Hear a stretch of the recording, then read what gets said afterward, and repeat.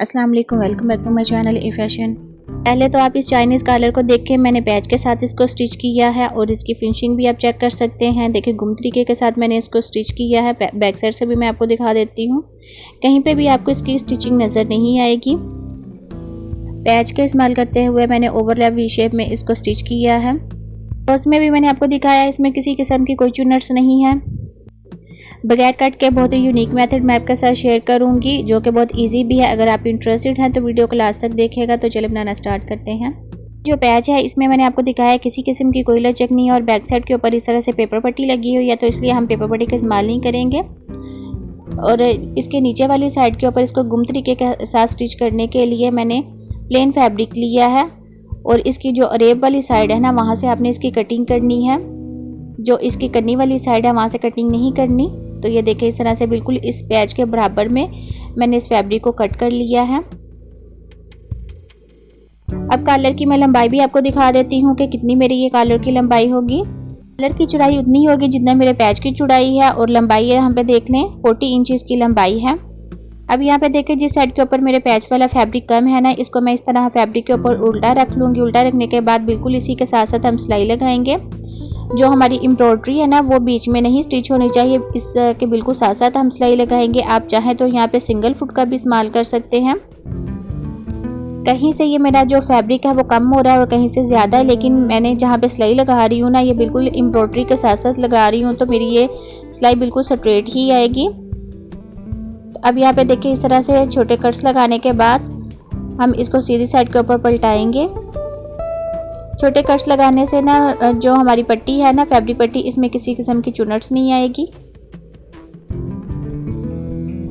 तो ओपन करने के बाद इसको अच्छी तरह से आयरन कर लेंगे।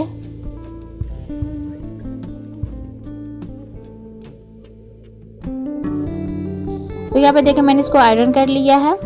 अब इसको इस तरह से फोल्ड कर लेंगे।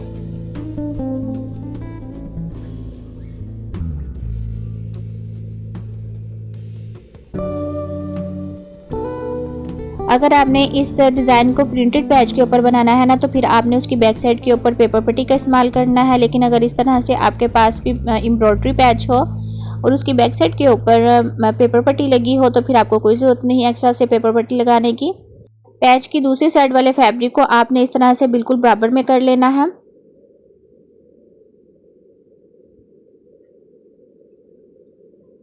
जो एम्ब्रॉयडरी वाला मेरा पैच है ना, इसको इस तरह से जो एक्स्ट्रा फैब्रिक है उसको अंदर की तरफ फोल्ड करने के बाद अच्छी तरह से आयरन कर लेंगे।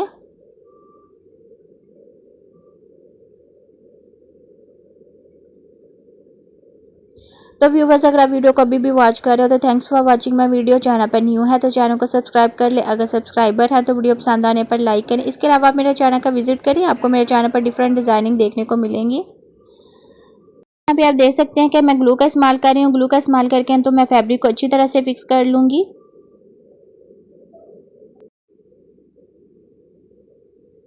तो यहाँ पे आप देख सकते हैं कि मैंने एक साइड वाले पैच का जो फैब्रिक है उसको अंदर की तरफ फोल्ड कर लिया है।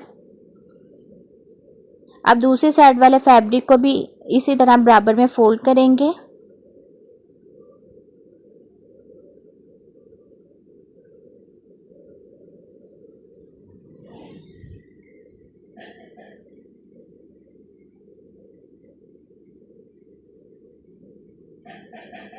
तो अभी आप देख सकते हैं कि मेरी जो फैब्रिक पट्टी है ना, ये बिल्कुल रेडी है। अब इसको शर्ट के ऊपर हम स्टिच करेंगे। तो यहाँ पे देखें मैंने 3.5 इंच के ऊपर नेक के लिए मार्किंग की है और यहाँ पे मैं 8.5 इंच के ऊपर मार्किंग कर रही हूँ। अगर आपको 7.5 इंच के ऊपर नेक रेडी चाहिए तो आपने 8.5 इंच के ऊपर मार्किंग करनी है। अब जितनी मेरी पैच की चौड़ाई है ना, इस हिसाब से मैंने यहाँ पे मार्किंग करने के बाद इन दोनों पॉइंट के ऊपर नेक को ट्रेस कर लूँगी। वी शेप नेक से नीचे आपने हाफ इंच के ऊपर मार्किंग कर लेनी है और जहाँ पे मैंने हाफ इंच की मार्किंग की थी ना, वहाँ पे देखें इस तरह से छोटा कट्स लगा लेंगे। अभी नेक को मैं ओपन करके आपको दिखा देती हूँ। ये देखिए ये इस तरह से हमारी ये नेक लाइन है। अब इसको बैक साइड वाले जो हमारी शर्ट का फैब्रिक है ना, उसके ऊपर इस तरह से स्टिच कर लेंगे। दोनों तीरों को हम आपस में मिला देंगे।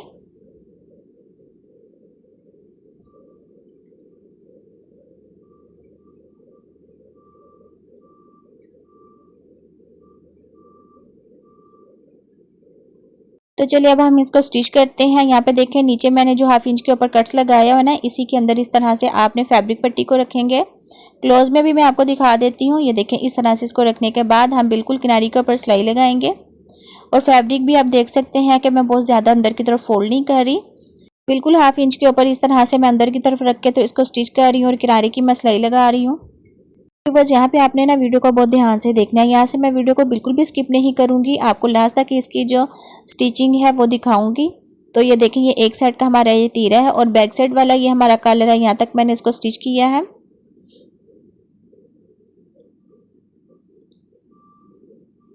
तो इस तरह गुम तरीके के साथ हमारे ये कलर स्टिच होगा। अब ये देखें एक साइड के ऊपर मैं लेस का इस्तेमाल करूँगी। आप चाहें तो आप सारी नेक के ऊपर भी लेस का इस्तेमाल कर सकते हैं, लेकिन ये जो चौड़ी वाली लेस है मेरे पास, इसको मैं एक साइड के ऊपर ही इस्तेमाल करूँगी। तो देखें मैंने ऊपर वाली जो हमारा पैच है ना, इसके साथ मैंने लेस को सेट कर लिया है। अब आसानी के साथ मैं इसको स्टिच करूँगी, जैसे मैं पहले स्टिच कर रही थी ना, सेम इसी तरह मैं इसको स्टिच करूँगी। जहाँ पे हमारा वी शेप वाला नेक है ना, इसका कट आएगा वहाँ तक मैंने इसको स्टिच करना है। तो अभी मैं आपको दिखा देती हूँ। ये देखें यहाँ पे हमारा ये कट है। अब जो हमारी फैब्रिक पट्टी है ना नीचे वाली, वहाँ पे भी इसी पॉइंट के ऊपर मार्किंग करने के बाद छोटा कट्स लगा लेंगे।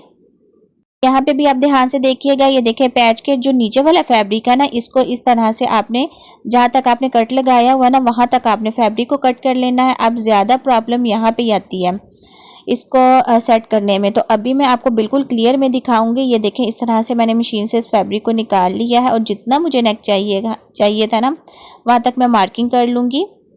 नेक की मार्किंग करने के बाद ना, इसको इस तरह से हमने ओवरलैप शेप में सेट करना है। जो नीचे वाली पट्टी है उसको अंदर की तरफ इस तरह से करने के बाद ऊपर वाली पट्टी को हम ऊपर की तरफ करेंगे। और जो मेरी लेस बाकी की रह गई थी ना, इसको भी मैं सेट कर लेती हूँ। और नीचे वाली जो हमारी पट्टी है ना, फैब्रिक पट्टी, उसको भी हम फोल्ड करेंगे इस तरह से।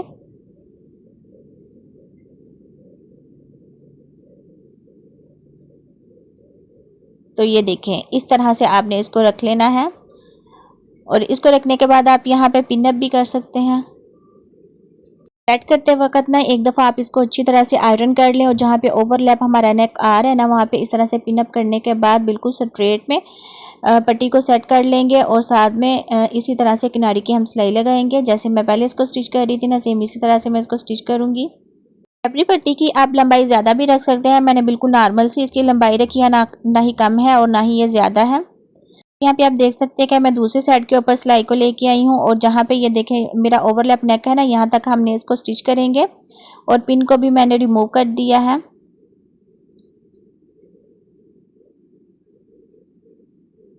और ये देखें यहाँ तक मैंने इसको स्टिच कर लूँगी और डबल सिलाई लगा लूँगी।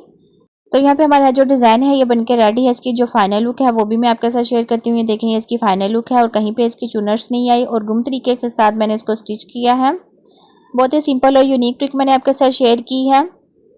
बगैर कट के इसको स्टिच करने का तरीका मैंने आपके साथ शेयर किया है। तो मिलते हैं नेक्स्ट वीडियो में। दुआ में याद रखिएगा। Thanks for watching my video. अल्लाह हाफिज़।